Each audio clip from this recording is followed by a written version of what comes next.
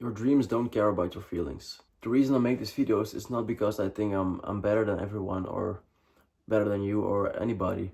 It's quite the opposite. It's because I'm in the same position as you probably, and I'm trying to share my experiences with it. And as time passes and as I grow and everything changes, my views will change and stuff like that, and eventually you'll see my progress and how I'm growing as a person. I basically practice what I preach. Because, for example, I can say what I want about consistency and not procrastinating, but I tend to skip a gym way too often lately. And here I am saying what you have to do and how you have to think and stuff like that. I don't want to be the guy who doesn't live this life, you know. For example, my sleep isn't as it should be, as you probably can see. So I'm definitely not perfect. But that doesn't mean I'm not working on it. Consistency is everything. If I were to give advice on one word that's the most important for growth and success, it would be consistency.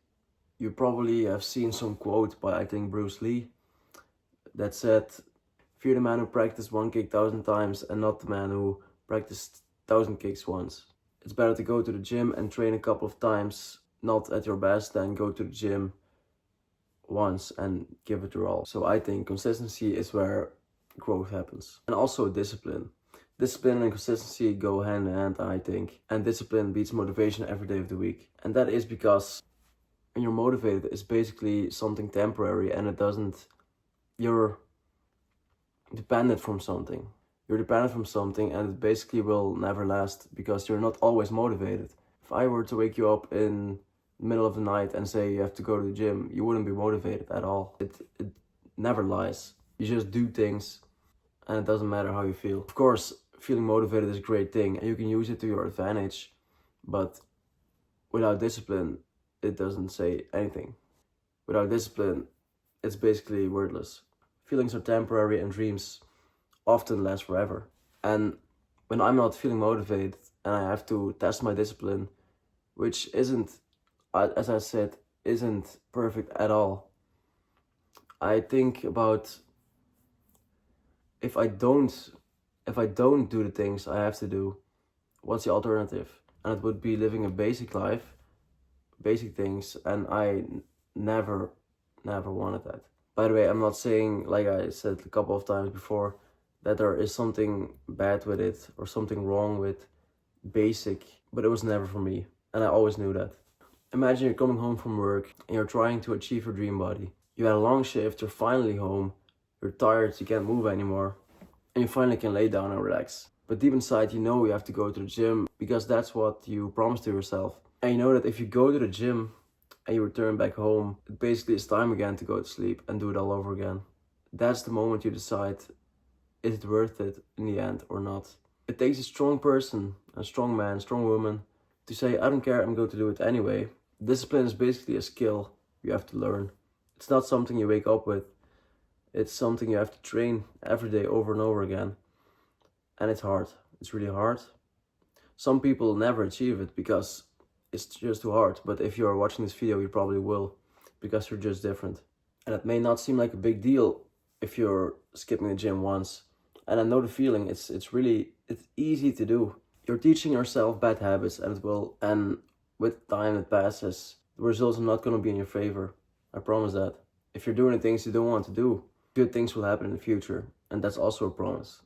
So basically you sacrifice a little bit of happiness, I guess, that day to achieve it in the future.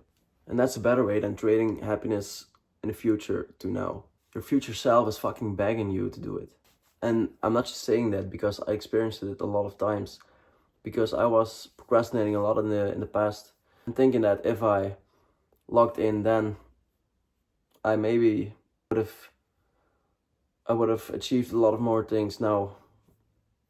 So with that in mind, it's easier to do it now. And grinding, like a lot of people call it, isn't flashy. And some people forget that it's showing up when you don't want to. It's doing boring things. It's doing things you don't want to at all at that moment. It's not per se running at 5 a.m. in the rain, listening to Eye of the Tiger. It's